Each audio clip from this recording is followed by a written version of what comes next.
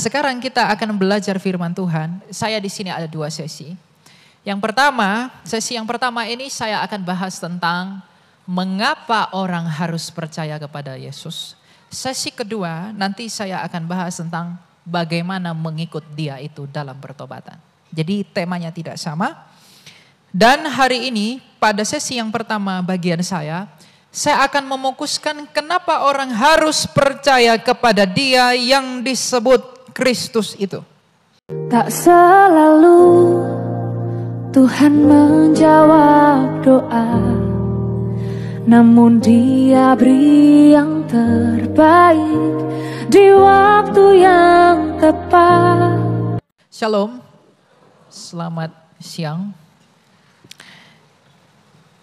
Perkenalkan, nama saya Elia dan saya berumur 21 tahun.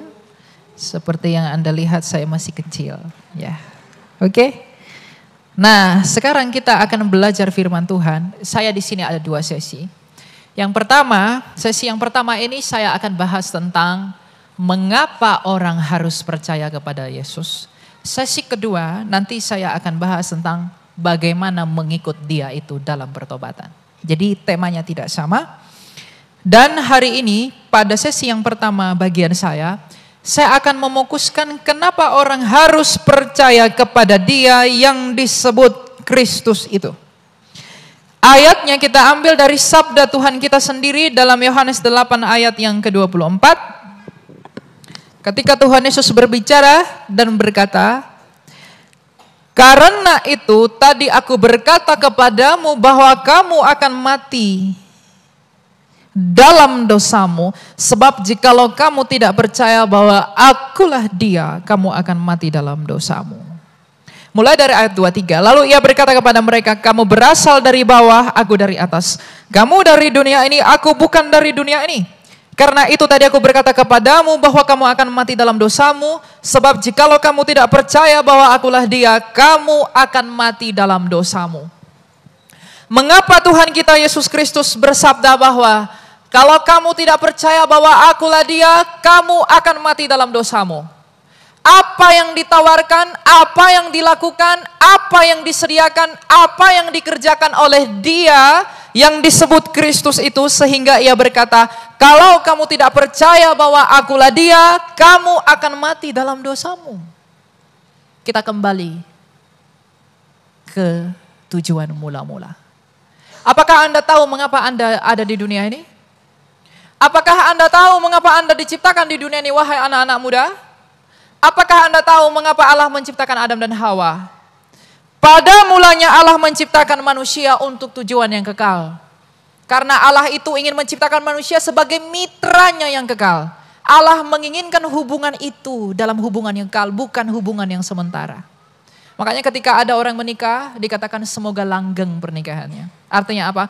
Hubungan itu diharapkan tetap bertahan dan terus menerus.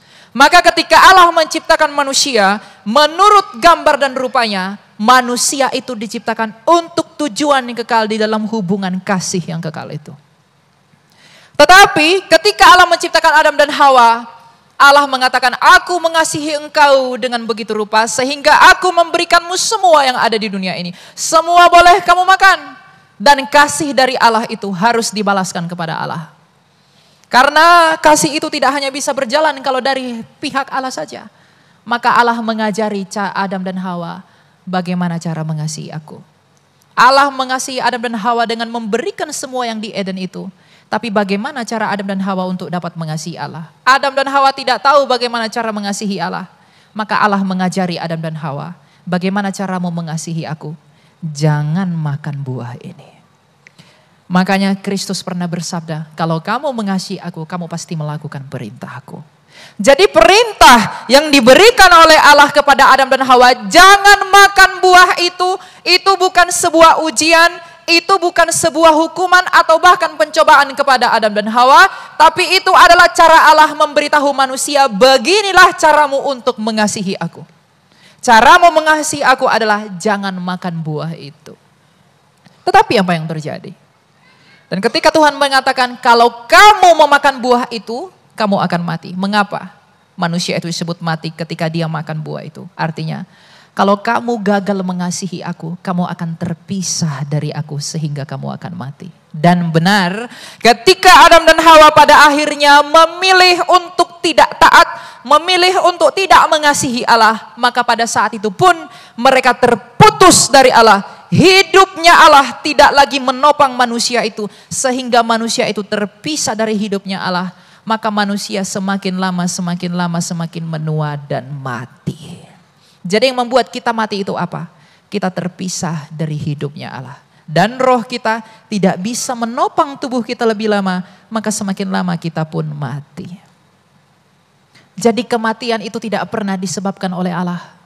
Kematian itu datang dari diri kita sendiri melalui keinginan kita untuk terpisah dari Allah, melalui kegagalan kita mengasihi Dia.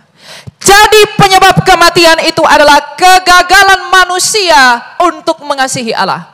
Penyebab mengapa ada kematian itu adalah karena dosa yang dilahirkan dari ketidaktaatan kita kepada Allah. Dan bukti bahwa semua orang berdosa adalah semua keturunan Adam telah mati. Dan tidak ada orang di dunia ini yang tidak mati, itu membuktikan bahwa semua orang ada di dunia ini adalah orang berdosa. Kalau orang tidak percaya kepada dosa, tanyakan pada dia, mengapa ada kematian? Tuhan tidak pernah menciptakan manusia untuk dimatikan seperti teologi yang lain. Allah menciptakan kita untuk hidup yang kekal, tetapi kegagalan kita mengasihi Dia membuat kita terpisah dari Dia sang hidup itu, sehingga kita pun mati terpisah dari Allah. Nah, ketika manusia itu jatuh ke dalam dosa, apa yang dijanjikan oleh Allah kepada Adam dan Hawa, Bapak Ibu? Apakah Dia menjanjikan agama untuk menyelamatkan mereka? Tidak. Apakah Dia menjanjikan kepercayaan? Tidak. Apa yang dijanjikan Allah sejak semula kepada Adam dan Hawa ketika Adam dan Hawa jatuh ke dalam dosa? Allah berjanji, keturunan perempuan ini akan meremukkan kepalamu dan engkau akan meremukkan tumitnya. Jadi yang dijanjikan Allah sejak semula adalah anak laki-laki yang akan meremukkan kepala ular, dan ular itu akan meremukkan tumitnya. Dan sejak saat itulah para nabi bernubuat tentang anak laki-laki ini akan seperti apa. Musa 1200 tahun sebelum Kristus berkata, nanti anak laki-laki itu akan datang seperti aku. Ia akan menjadi pembebas yang sangat besar. Kalau aku pembebasmu dari bangsa perbudakan Mesir, nanti yang akan datang membebaskan kamu dari perbudakan dosa. Allah berjanji kepada Yesaya dalam Yesaya 53 bahwa anak laki-laki yang akan lahir itu nanti akan ditusuk dan dia akan tersalib di antara dua orang penjahat, dan orang-orang akan membenci dia. Kepada Daud Allah bersabda 1000 tahun sebelum Kristus lahir bahwa nanti Mesias dalam Mazmur 22, anak laki-laki itu akan berseru Eli Eli lama sabachthani ketika tangan dan kakinya dipagu. Allah berjanji kepada Nabi Mika, nanti dia akan lahir di sebuah kandang domba. Allah berjanji kepada Yeremia, dia akan sangat menderita. Dan Allah berjanji kepada seluruh para nabi bahwa anak laki-laki itu akan datang dalam waktu yang singkat. Dan 2000 tahun lalu, lahirlah seorang anak yang bernama Yesus Kristus di sebuah kandang domba di Bethlehem dari seorang anak darah Maria. Dan ketika dia lahir, dia menggenapi nubuatan Nabi Mika. Ketika dia dihina orang, dia menggenapi nubuatan Nabi Yesaya. Ketika dia mati dan tersalib, lambungnya ditusuk, dia menggenapi nubuatan Nabi Yesaya. Ketika dia tersalib di antara dua orang penjahat, dia menggenapi nubuatan Yesaya. Ketika dia mati selama 3 hari, dia menggenapi nubuatan Nabi Yunus. Dan ketika dia bangkit dari mati, dia menggenapi janji Allah kepada Adam. Ketika Kristus bangkit dari kematian, apakah arti kebangkitan Kristus itu bagi manusia? Iblis menggunakan mahkamah agama melalui imam besar Kayafas dan Sanhedrin. Mereka menuntut tahta pengadilan Roma untuk menyalibkan Kristus yang mereka benci itu. Artinya iblis menggunakan orang-orang Yahudi demi kebencian mereka kepada Kristus untuk menyalibkan Kristus. Maka digenapilah firman Tuhan bahwa iblis itu akan meremukkan tumitnya dengan menyalibkannya. Tetapi tidak berhenti di situ. Anak laki-laki itu menginjak kepala ular itu melalui apa? Kebangkitannya. Jadi ketika Kristus bangkit, ia ingin memberitahu kepada dunia ini, wahai manusia yang akan mati, sejak semula aku bersama Bapakku dan Roh Kudus menciptakan kamu bukan untuk mati, dan bagaimanapun kamu semuanya akan mati. Tapi kini lihat dan pandanglah kepadaku, aku telah membuktikan kepadamu bahwa aku telah mati dengan maksud memasuki kematian itu. Dan aku telah mengalahkan kematian itu melalui kebangkitanku ini. Yang artinya kematian yang merenggut kamu semua tidak dapat menahan aku lebih lama. Jadi kalau kamu tidak mau di dalam kematian itu untuk selama-lamanya, maka percayalah kepadaku saja agar kamu hidup. Jadi kalau orang ingin hidup yang kekal, kalau orang ingin memperoleh hidup, ia tidak punya alasan untuk menolak Yesus Kristus. Sebab hanya dialah di dalam sejarah dunia ini yang tercatat bangkit yang disaksikan oleh ratusan orang. Dan ketika ia naik ke surga pun ia dilihat oleh banyak orang. Jadi jikalau kamu ingin memperoleh hidup, jikalau kamu ingin hidup dan kamu tidak ingin di dalam kematian itu, maka percayalah kepada Dia yang telah mengalahkan kematian itu melalui kebangkitannya. Apapun agama orang, apapun kepercayaan orang, yang diinginkan orang itu hanya dua. Ada dua hal, apapun agamanya, dari perempuan manapun dia lahir, dari suku manapun dia berada, di negara bagian manapun dia, ada dua hal yang wajib ada di dalam batin setiap manusia. Yang diinginkan oleh manusia adalah hidup. Oleh karena itu semua orang di dunia ini berusaha cari uang banyak-banyak demi perut agar dia bisa tetap hidup, bukan? Kamu bekerja susah payah demi apa? Itu bukan demi uang, tapi demi memperjuangkan hidup melalui uang. Anak-anak muda kuliah sekolah tinggi-tinggi untuk melayakkan hidupnya itu untuk apa? Untuk hidup. Orang punya uang agar bisa diet sehat, panjang umur, tetap awet muda, tidak perlu tanam benang, dan lain sebagainya. Karena dia ingin hidup. Kalau yang diinginkan orang itu adalah hidup, dan yang ditakuti manusia adalah kematian. Dan orang di dunia ini apapun agamanya, apapun kepercayaannya, semua orang berusaha menghindari kematian. Dia sakit dikit pergi ke rumah sakit berobat, biar dia nggak semakin parah dan lalu mati. Orang pergi kemana-mana hati-hati ya, biar kamu nggak jatuh karena takut kepada kematian. Yang diinginkan oleh batinmu sebagai manusia adalah hidup, dan yang ditakuti oleh batinmu adalah kematian.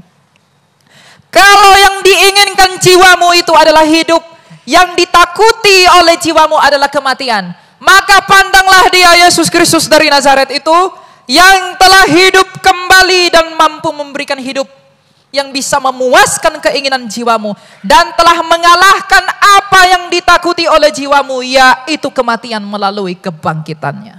Makanya Kristus pernah bersabda, datang dan marilah kepadaku, sebab aku dapat memberikan kelegaan kepada jiwamu. Jadi keinginan jiwa, keinginan batin manusia itu hanya hidup. Kamu capek bekerja, kamu capek beranak pinak dan lain sebagainya itu untuk mempertahankan hidup. Tapi bagaimanapun, kita tak akan bisa hidup untuk selama-lamanya karena dosa yang di dalam kita. Maka Kristus Tuhan kita yang mulia itu pernah berkata, di luar aku, kamu tak dapat berbuat apa-apa. Sebab, di manakah Kleopatra yang agung itu? Di manakah Ptolemy? Di manakah pemimpin Raja Media Persia? Di manakah pemimpin Babilonia? Di manakah Pontius Pilatus yang mendakwa Kristus Tuhan kita? Di manakah imam besar Kayafas hari ini? Di manakah pembesar dan pemimpin dinasti Tionghoa? Di manakah mereka semua hari ini? Di dalam tanah. Artinya, kekayaan mereka yang begitu besar, kuasa mereka yang begitu agung, tetap tidak dapat menyelamatkan mereka dari satu hal, yaitu kematian. Karena sampai hari ini mereka masih ditelan oleh bumi. Tapi Yesus Kristus, Dia telah mengalahkan kematian itu. Dengan mengalahkan kematian itu, Dia memberikan anugerah dan belas kasihan yang besar kepada dunia. Oleh karena itu, Rasul Paulus dari Tarsus pernah berkata, oleh karena ketidaktaatan satu orang, kita menjadi berdosa karena kita mewarisi gen nenek moyang kita. Tapi oleh karena ketaatan Kristus sampai mati di kayu salib, kita dibenarkan.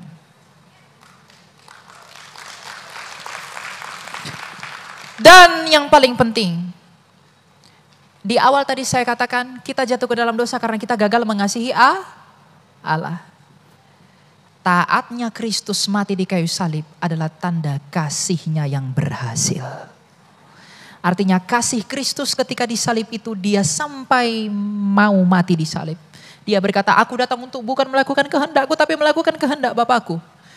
Ketika Kristus rela mati sampai di kayu salib, itu untuk membuktikan kegagalanmu mengasihi dia digantikan oleh keberhasilan dia mengasihi Bapaknya.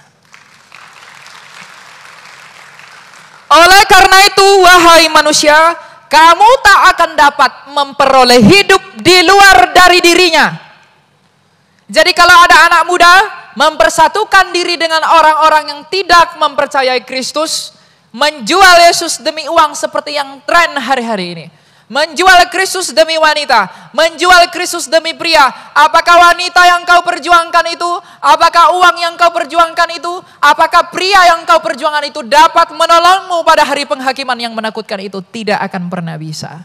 Sebab siapakah orang kaya yang tidak mati? Siapakah orang baik yang tidak mati? Siapakah orang cantik yang tidak mati? Siapakah orang tampan yang tidak mati? Artinya, apapun yang kau miliki di dunia ini tak akan dapat menolongmu dari tawanan kematian yang mengintai kamu. Maka benarlah sabda Tuhan kita Yesus Kristus yang berkata bahwa memang kamu tak dapat berbuat apa-apa di luar aku. Jadi kalau tujuanmu untuk hidup, bukankah kamu sedang berlelah? Bukankah kamu sedang berjuang demi hidupmu, anak-anak muda? Kamu sekolah, capek, bekerja, apa segala macam. Apa yang kau inginkan? Apa yang kau kejar? Bukankah hidup yang kau mau? Kalau kamu tahu bahwa hiduplah yang kau mau, hidupmulah yang sedang kau perjuangkan, dan kita tahu bahwa kita tidak akan dapat mencapai kekekalan itu, maka apakah alasanku untuk menolak dia yang telah hidup kembali dari kematian itu? Tidak ada. Tidak ada alasan bagi manusia untuk menolak Yesus selain daripada kesombongannya. Tidak ada. Banyak anak muda yang berkata, aduhlah di luar Yesus enggak apa-apalah. Yang penting berbuat baik, yang penting. Siapakah orang paling baik yang kau kenal yang tidak mati? Adakah perbuatan baik di luar Kristus? Mungkin ada yang mirip. Tapi ingat, itu tidak lahir dari kesucian. Itu lahir dari noda. Ada ajaran-ajaran yang mirip dengan ajaran Yesus Kristus, tapi ingat satu hal, ajaran mereka yang baik itu, yang mungkin mirip dengan Yesus Kristus, itu tidak dapat membenarkanmu karena itu bersumber dari dia yang berdosa. Tapi ajaran-ajaran Kristus mampu membenarkan kita karena Kristus sendiri adalah yang suci. Apa buktinya dia suci? Dia tidak mati untuk selama-lamanya. Karena kematian, upah dosa adalah, Roma 6 ayat 23, upah dosa adalah maut.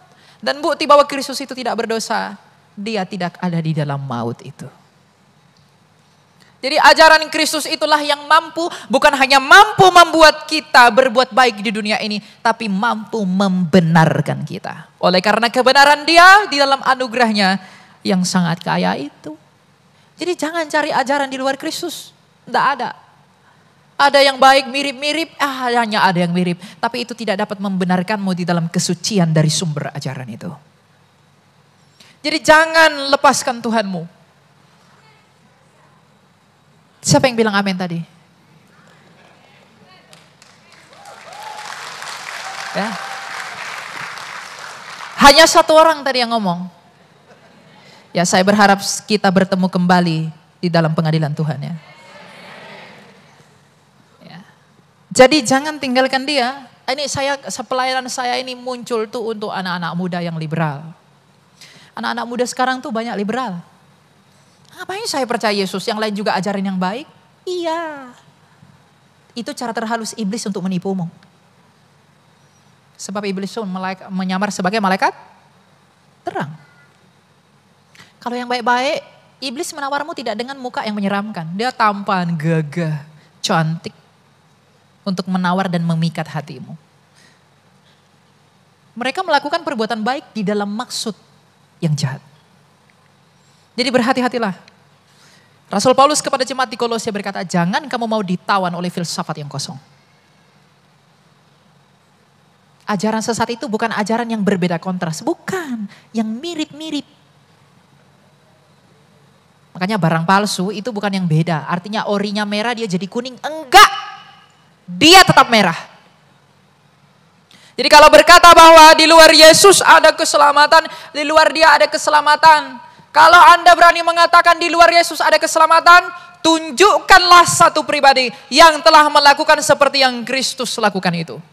Yang mati dan bangkit dalam sejarah dunia. Tidak ada.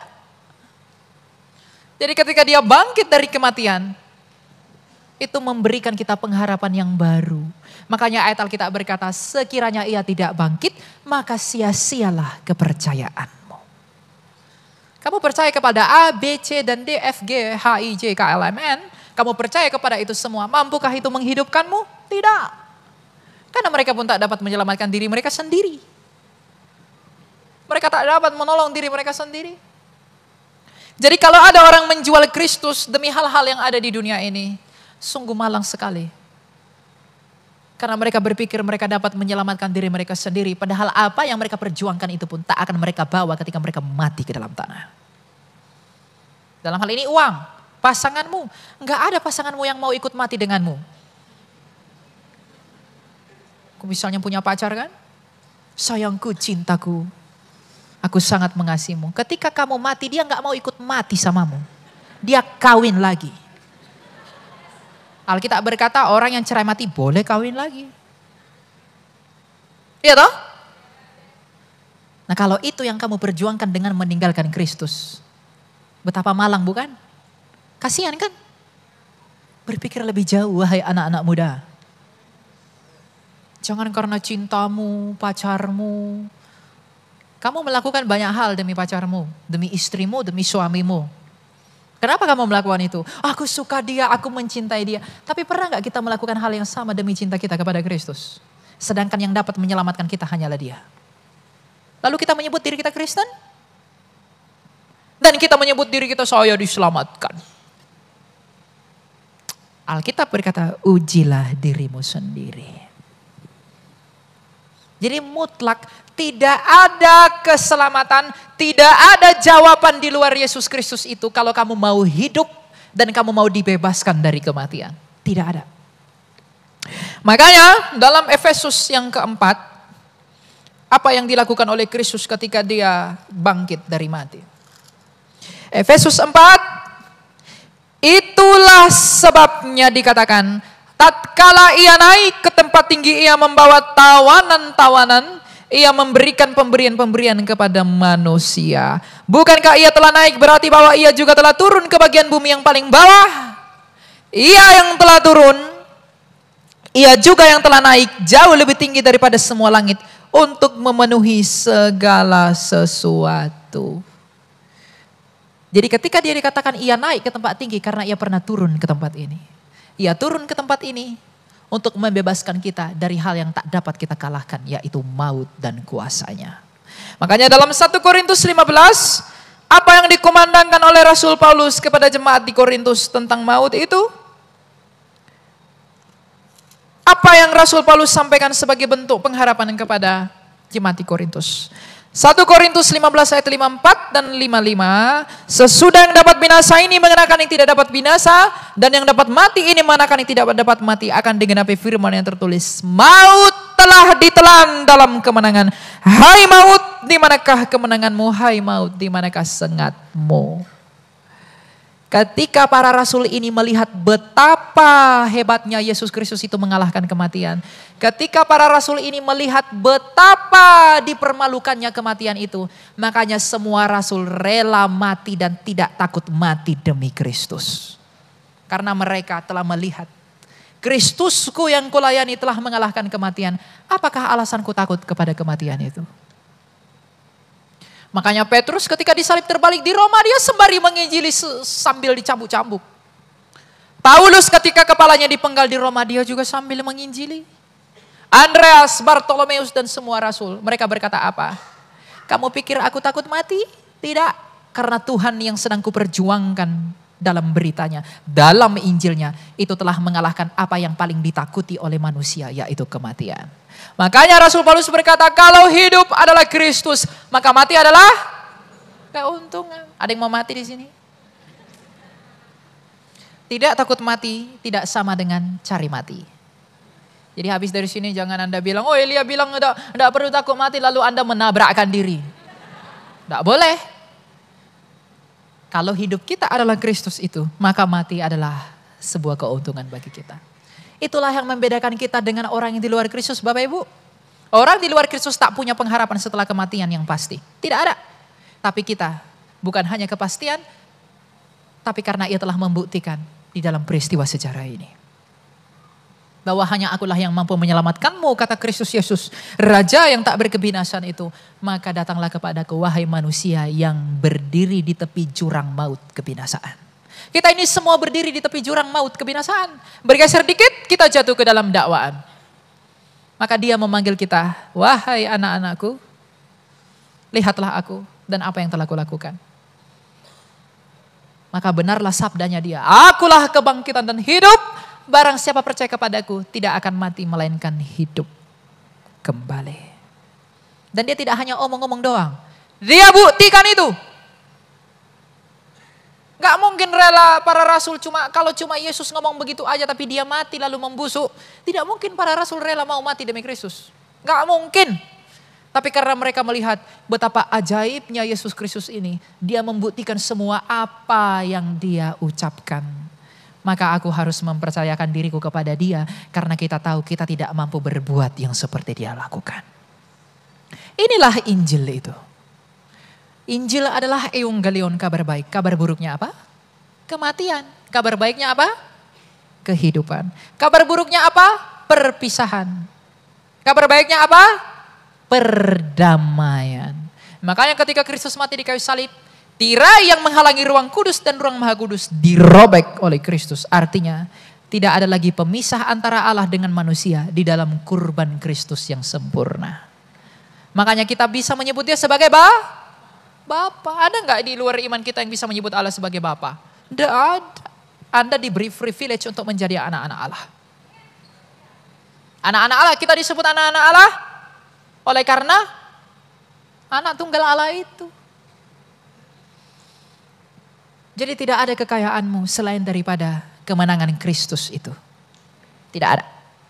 Jadi kalaupun kamu mencari di dunia ini, carilah enggak apa-apa. Tapi jangan kamu pernah mencari itu lebih tinggi daripada pencarianmu akan Kristus. Sebab bagaimanapun, akhir dari semua kita adalah kematian. Tapi bagaimana nasib kita setelah kematian itu ditentukan apakah aku di dalam dia atau di luar daripada dia. Dan anak-anak muda jangan bilang, aku belum sanggup berpikir ke sana dan aku belum mau, aku masih muda. Ingat, orang lebih muda dari kamu sudah mati. Banyak mati. Aku masih muda, aku belum waktunya berpikir seperti itu. Orang lebih muda dari saya banyak mati loh. Maka berikan jiwamu itu secara pasti kepada Kristus. Nah kalau kita tahu bahwa hanya Kristus itulah alasan kita hidup. Dan hanya oleh karena dia kita hidup. Karena ia telah membuktikan itu di dalam apa yang telah dia lakukan. Di dalam karyanya, di dalam salibnya. Maka sekarang ini marilah kita mempersiapkan diri. Untuk menyambut kedatangannya. Tetap tekun dalam iman, bertanding di dalam penderitaan hingga mencapai akhir yang sempurna. Bukan oleh karena kesempurnaan kita, tapi karena kesempurnaan kasih karunia Allah itu. Saya harap ini dapat membantu kita untuk menguatkan iman kita kepada Tuhan. Dan nanti bagaimana laku dari iman itu, kita akan bicarakan itu. Dan sekarang mari kita berdoa. Tuhan Yesus yang bertahta di dalam kerajaan surga, kami bersyukur kepadamu Tuhan untuk segala cinta dan kasih karunia-Mu di mana Engkau mengizinkan kami menjadi umat pilihan-Mu di dalam Injil yang Engkau beritakan.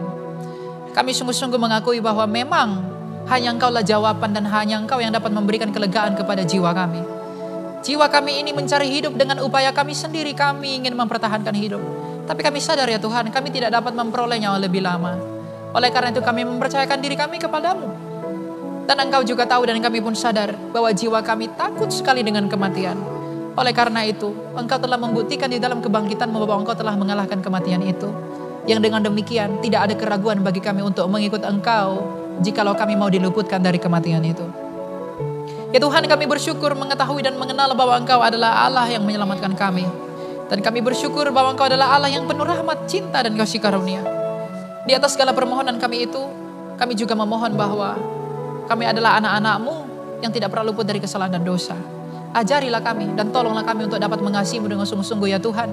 Sebagai bentuk ungkapan kasih kami atas keselamatan yang telah Engkau anugerahkan bagi kami.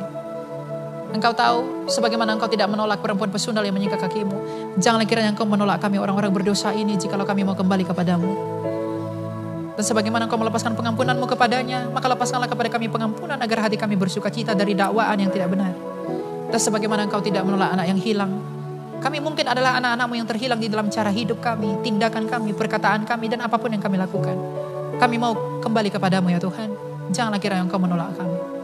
Dan sebagaimana Engkau mendatangi pemungut cukai itu dan mengangkatnya menjadi murid-Mu, datangilah kami di dalam keberdosaan kami ini dan bawalah kami menjadi murid-Mu. Ajarlah kami dan tuntunlah kami kepada seluruh kebenaran yang Engkau miliki. Dan sebagaimana Engkau mendatangi Saulus, penjahat itu, lalu mengubahkannya menjadi Paulus di dalam penderitaan.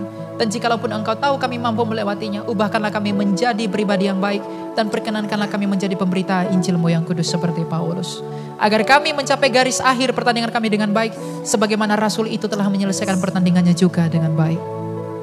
Dan sebagaimana Engkau dengan sudi turun ke dunia ini dalam inkarnasi-Mu di kandang domba yang hina, maka sudilah kiranya Engkau berbaring di tubuh kami yang hina dan yang cemar ini. Ubahkan dan sucikanlah kami orang-orang yang berdosa ini, karena kami tahu tidak ada kebenaran di dalam diri kami ini selain daripada kebenaran-Mu. Jangan izinkan kami mencium-Mu sebagaimana Yudas, tapi izinkanlah kami sebagaimana si pencuri, kami akan mengaku, ingatlah kami ya Tuhan apabila Engkau kembali dalam kerajaan-Mu. Engkau adalah timbangan yang adil di antara dua orang penjahat yang tersalib di sebelah-Mu. Yang satu telah binasa karena ia telah meninggikan dirinya dan tak mengakui Engkau. Tapi yang satu telah Engkau bawa ke Firdaus-Mu karena ia telah merendahkan dirinya dan mengaku bahwa Engkau adalah Raja. Maka pada hari ini kami pun mengaku bahwa Engkau adalah Raja kami dan penguasa kami. Maka ingatlah kami ya Tuhan apabila Engkau kembali dalam kerajaan-Mu. Kami berdoa bukan oleh karena apa yang ada pada kami, tapi kami yakin berdoa oleh karena kemurahan hati-Mu dan kebesaran kasih-Mu. Ya Tuhan Yesus Kristus, Imam besar agung kami, dan segala pujian, syukur dan hormat hanya bagi-Mu saja. Dan bagi Bapa yang mulia yang telah mengutus Engkau bagi keselamatan jiwa kami. Dan bagi Roh-Mu yang kudus, yang menghibur dan menolong kami, dan memimpin kami kepada seluruh kebenaran. Untuk sekarang dan selalu, dan untuk selama-lamanya hingga Maranatha. Perhitungkanlah kami di dalam kawanan domba milik-Mu. Janganlah kiranya Engkau melupakan kami dari antara kawanan-Mu, agar kami berbahagia dan dipersatukan kembali di dalam kekekalan yang telah Engkau persiapkan itu. Tuliskanlah nama kami masing-masing di dalam kitab kehidupan-Mu, agar kami selalu tekun dalam pengharapan, dan itulah yang kami nantikan hingga akhir hidup kami. Amin. Tak selalu Tuhan menjawab doa, namun Dia beri yang terbaik di waktu yang